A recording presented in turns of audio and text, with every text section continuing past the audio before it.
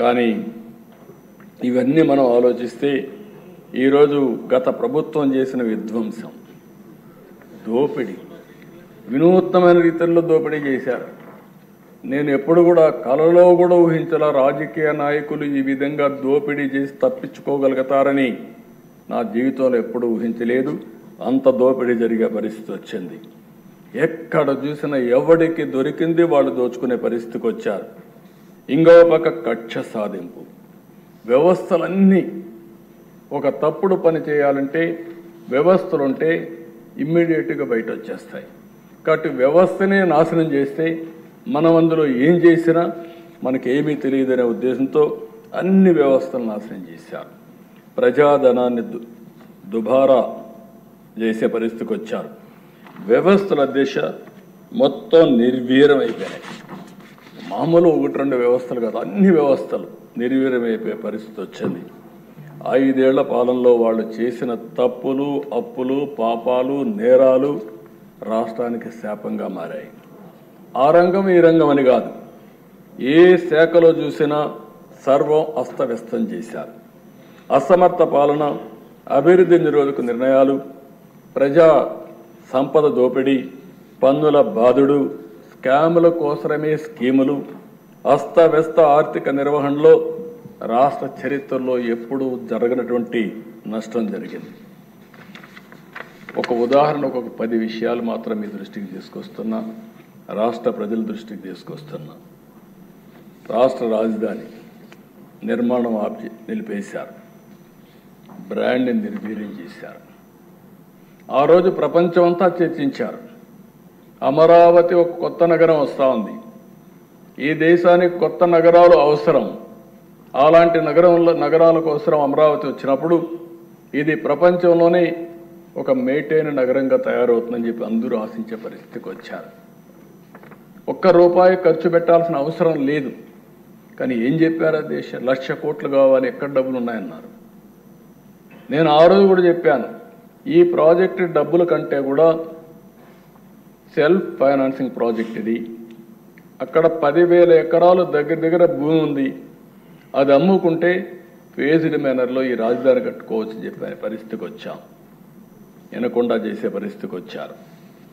జీవనాడి పోలవరాన్ని ఎన్నోసార్లు చెప్పాను, ఆంధ్రప్రదేశ్ జీవనాడి పోలవరం పూర్తి చేసుకుని నదుల అనుసంధానం చేయగలిగితే ఈ రాష్ట్రానికి కరువు అనే పరిస్థితి రాదు.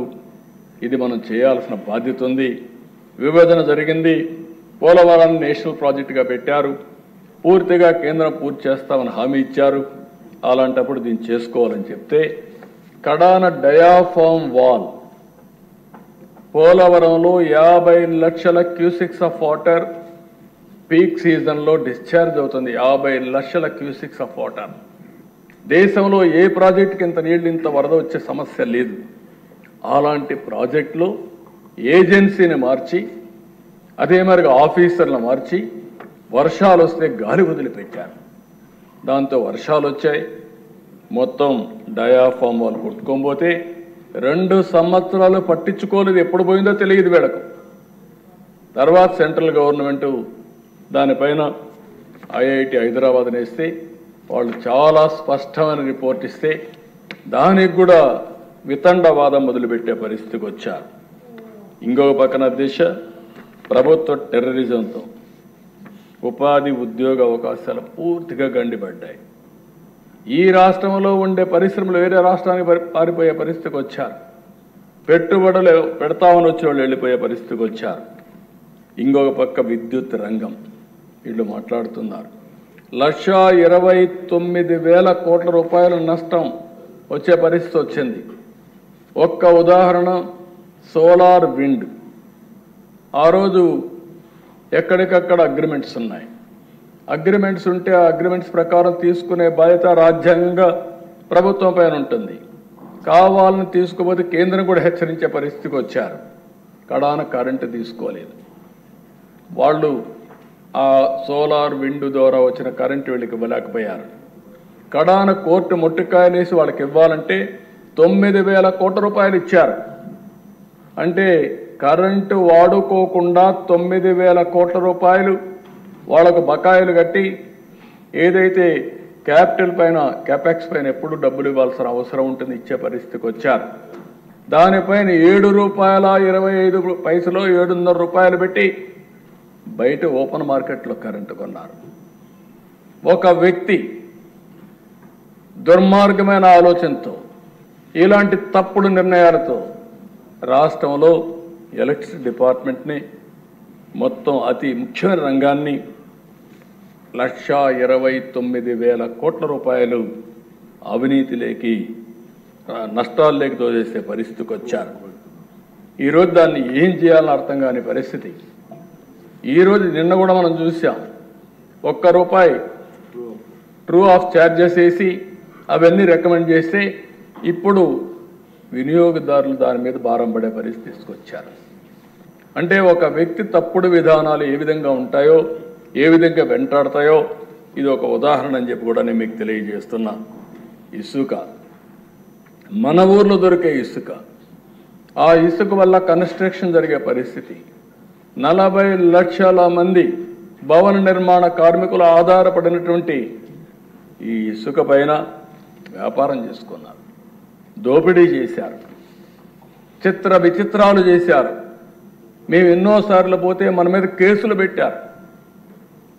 అంటే ఎంత దారుణంగా చేశారంటే పెద్ద ఎత్తున దగ్గర ₹30,000 కోట్ల దోపిడీ చేసే పరిస్థితికి వచ్చారు.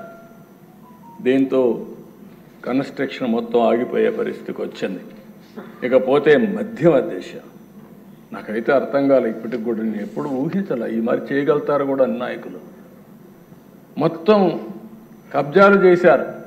ఇక్కడ ఉండే వాళ్ళు చాలామందికి ఐడియా ఉంటుంది, మ్యానుఫ్యాక్చరింగ్ ఉండేటి కొంతమంది బలవంతంగా లాగేసుకుని వీళ్ళ బ్రాండ్స్ తయారు చేశారు.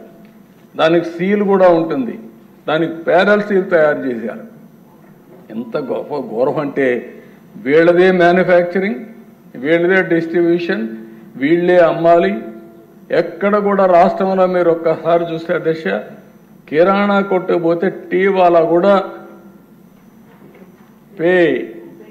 పేటిఎం ద్వారా డబ్బులు పే చేయమంటాడు. నువ్వు డబ్బులు ఇస్తాను, నీ డబ్బులు నాకు వద్దు, నువ్వు నీ ఫోన్లో నుంచి నాకు పే చేయి, నాకు మనుషులు లేరు లెక్కేసుకోవడానికి అంటాడు. అలాంటిది మద్యం షాప్లో ఎక్కడ కూడా ఆన్లైన్ కలెక్షన్స్ లేవు. ఏంటి అధ్యక్ష ఇది? సాయంత్రం అయితే కలెక్ట్ చేసిన డబ్బులన్నీ తాడేపల్లి ప్యాలెస్కి రావాలా? ఎక్కడికి పోయిందో నాకు అర్థం కాదు. ఏంటి అరాచకం? ఇలాంటి అరాచకాలు చేసి ప్రజల ఆరోగ్యం పూర్తిగా సర్వనాశనం అయ్యే పరిస్థితి వచ్చింది.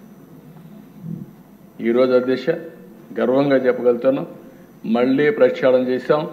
మొన్నటి వరకు ఇక్కడ దొరికిందంతా సైకో బ్రాండ్సే దొరికాయి. ఇప్పుడు ఏ బ్రాండ్ కావాలన్నా ఆ బ్రాండ్, వరల్డ్ వైడ్ ఉండే బ్రాండ్స్ అన్నీ దొరికే పరిస్థితికి వచ్చింది. ఆ పరిస్థితి తీసుకొచ్చాం. నేను కోపంతో బాధతో మాట్లాడుతున్నా. నా నోట్లో నుంచి ఎప్పుడు కూడా పౌరుషంగా రాదు, కానీ బాధ, ఆవేదన ఇవన్నీ చూస్తూ ఉంటే మనసు కూడా చాలా బాధ కలిగే పరిస్థితి వస్తుంది అధ్యక్ష. ఇంకొక పక్కన అధ్యక్ష పన్నుల బాధలు, లెఫ్ట్ అండ్ రైట్ చెత్త మీద పన్ను వేశారు. 1-2 కాదు, ఎక్కడ దొరికితే అక్కడ పన్నులేసి జీవన ప్రమాణాలు పూర్తిగా దెబ్బతీశారు. హింసా రాజకీయాలు, కక్ష రాజకీయాలు, లా అండ్ ఆర్డర్కి ఈ మార్గడు చేయొచ్చనా అని తెలిసే పరిస్థితి తీసుకొచ్చేటప్పుడు మీరే ప్రత్యక్ష ఉదాహరణ. నేను కూడా బాధితుడిని, ఇక్కడ ఉండేవాడు చాలామంది బాధితులే.